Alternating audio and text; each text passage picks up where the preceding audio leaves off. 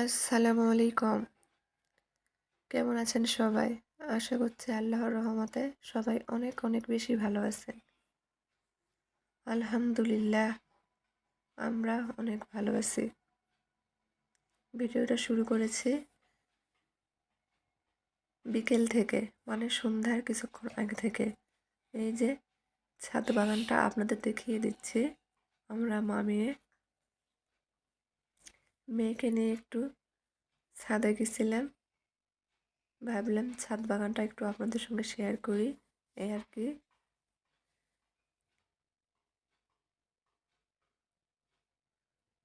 সারাদিন আমরা মামে একা একা থাকি, যা যা করি ভিডিও তাই শেয়ার করছি।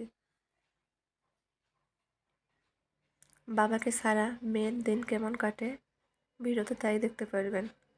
ছাদ থেকে ঘুরে এসেছি, আর এই যে মেয়েকে এটা পড়তে বসিয়ে দিয়েছি। ওটা কি? আমার মেয়েটা এখন একটু অসুস্থ, সবাই আমার মেয়ের জন্য দোয়া করবেন। তো থ হুম, থ লেখো। শুন না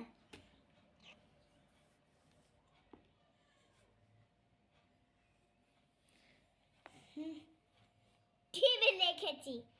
কি ভিডিও করো? তোমার লেখাপড়া ভিডিও করছি, তুমি সুন্দর করে লেখো। ও আমার সুন্দর করে তখন ভিডিও। হুম, ও এটা পড়তে নেই করে পড়ে দিন এখানে টান দিলে ড এটা দপিন দ রে বাবা এভাবে করবে সুন্দর করে লেখো। তখন এই আসমান হুম, ঢ ওই যে এটা হচ্ছে মনে হয় এটা ধ এটা গুল গুল করে অসুস্থ মেয়েটা তার বাবাকে ছাড়া যেভাবে দিন কাটছে সেটাই আপনাদের মাঝে শেয়ার করছি। এটা কি? হ্যাঁ এটা মতো করে মাথা টান দিলে এটা কি? হ্যাঁ আরে এটা হুম,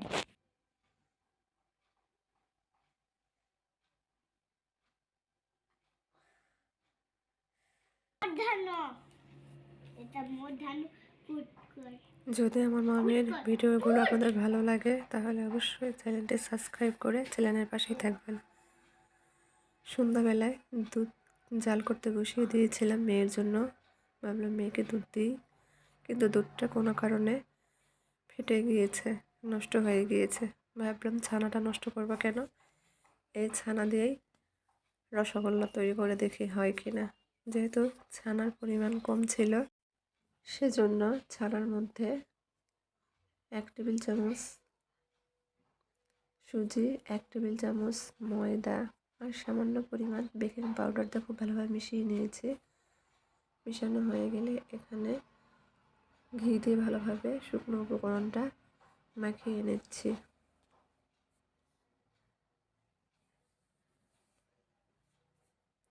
খুব ভালোভাবে মাখিয়ে নিয়ে সাইডে রেখে দিয়েছিলাম। ছানাটা খুব ভালোভাবে মেখে নিয়েছি। এখন শুকনো উপকরণের সঙ্গে ছানাটা মিশিয়ে নিচ্ছি।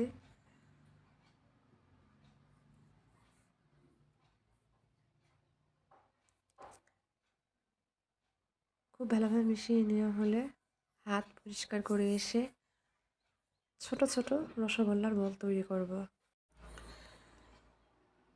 আমি জানি আমার সব আপুরা খুব সুন্দর সুন্দর রান্না করতে পারে, আমি রান্না করতে পারি না, তাই আপনাদের সামনে রেসিপি আকারে শেয়ার করি না।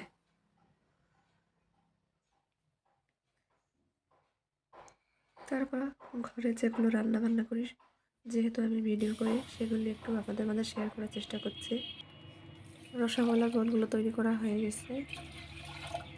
এখন চিনি শিরাতে দিয়ে দিব। 1 কাপ চিনির সঙ্গে 3 কাপ পানি দিয়ে মিশিয়ে নিয়েছি। শিরার মধ্যে বলক চলে আসলে বলগুলো দিয়ে দিব। ঢাকনা দিয়ে 5 মিনিট জাল করে নেব। 5 মিনিট পর ঢাকনা খুলে আরও 10 মিনিট জাল করে নেব। 2টা এলাচ দিয়েছি সুগন্ধের জন্য।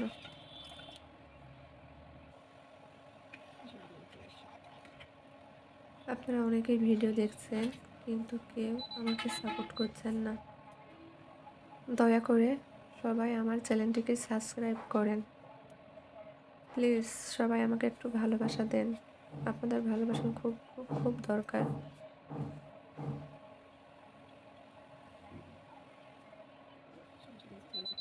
বরফ চলে আসলে সবগুলো বল দিয়ে দিয়েছি। ঢাকনাটা ঢেকে 5 মিনিট জাল করে নিব।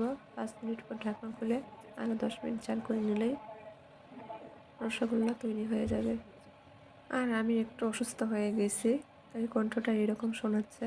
কেউ কিছু মনে করবেন না, সবাই ক্ষমা সুন্দর দৃষ্টিতে দেখবেন। আর ভিডিওটা আজকের মতো এই পর্যন্তই। সবাই ভালো থাকবেন আর আমাদের মামির জন্য দোয়া করবেন। আল্লাহ হাফেজ।